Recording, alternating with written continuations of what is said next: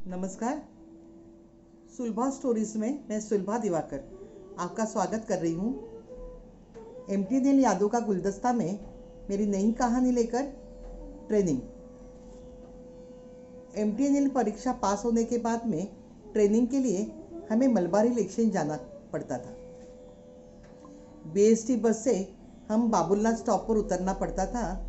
हमें यानी मैं और मेरी सहेली सीमा मेरी पड़ोसी थी। हम एक साथ ही आते जाते थे और छुट्टी भी एक ही दिन लेते थे। हम दोनों ने ये साथ हमारी शादी होने तक निभाया। ट्रेनिंग के लिए जाना थोड़ी परेशानी वाला था। बाबुलनाथ बस स्टॉप पर उतरकर हमें मंदिर से लगकर एक चढ़ाई थी, वहाँ से मलबारी इलेक्शंस तक चढ़ के जाना पड़ता था। रास्ते सुनसान थे और उस टेकड़ी पर किन्नर रहते थे। हम सीढ़ियों से चढ़ते थे और उस बगल में ही किन्नरों की बस्ती थी। हमें बहुत डर लगता था, दोनों भी डरपोक थे। वह लोग रोज हमें आते जाते देखते थे। कभी हमारे पास पैसों के लिए हाथ नहीं पसारे, ना कभी हमें छेड़ा। हम लोग फालतू में डरते थे। एक दिन सुबह आते वक्त एक 45-50 उम्र का आदमी हमें देखकर कुछ गंदे इशारे करने लगा और उसने अपनी पैंट में हाथ डालकर कुछ और गंदगी करने की कोशिश की। बस वहाँ से 6-7 किन्नर भागकर आए और उसे पकड़ा और हमें कहा, जाओ बेबी लो। हम दोनों जो भागे, हमने पीछे मुड़कर देखा तक नहीं, पर हमें सुनाई दे रहा था कि उन किन्नरों ने उसकी जमकर पिटाई की। वो चिल्ला रहा था। शाम को वापस आते वक्त उनमें से 2-3 किन्नर हमें दिखाई दी। हमने जाकर उनको धन्यवाद दिया। अब हमारी उनसे दोस्ती हो गई। आते जाते हम उनको हाय हेलो करने लगे। जहाँ आदमी ने गलत फ़ायदा लेने की कोशिश की, वहाँ जिनको हम डरते थे वो किन्नरों ने हमें बचाया था। हम सभी कॉलेज के लिए जाने वाले विद्यार्थी थे, लिहाजा ट्रेनिंग में विशेष कठिनाई नहीं हुई।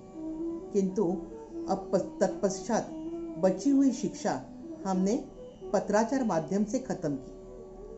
केवल 137 रुपीज़ महीना हमारा स्टाइपेंड था। ट्रेनिंग बैच की रघुनाथ मैडम थोड़ी अनुशासन प्रिय थी। हम उनके चाहते नहीं थे, पर फिर भी उन्होंने हमें यही एहसास कभी नहीं दिलवाया। उनके खुद के ही कुछ नियम थे।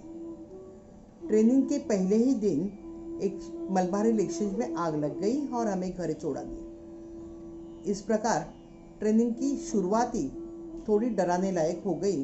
ऊपर से मैडम का खौफ अलग। बाकी सभी वर्गों में सहजता से शिक्षा मिलती थी और हमें वह आर्मी का ट्रेनिंग लगता था। ट्रेनिंग के अंतिम दिन सबने अपनी अपनी क्लास में ही सेंड ऑफ मनाया और हमारी मैडम हमें लेकर होटल में गई, ताकि हमारी वजह से किसी को तकलीफ ना हो। किसी को तकलीफ हम क्या देंगे, हम डरे डरे रहते थे। बाकी के बच्चे से किसी को कुछ तकलीफ नहीं हुई, पर पता नहीं क्यों हमारी वजह से तकलीफ होगी, ये अंदेशा था। खैर छोड़िए, ऐसी परेशानियों से जूझते हुए ही हम यहाँ तक पहुँच ही गए और एक मंत्र की गांठ मन में बांध ली, गुजर जाएगा, वक्त ही तो है, गुजर जाएगा। धन्यवाद।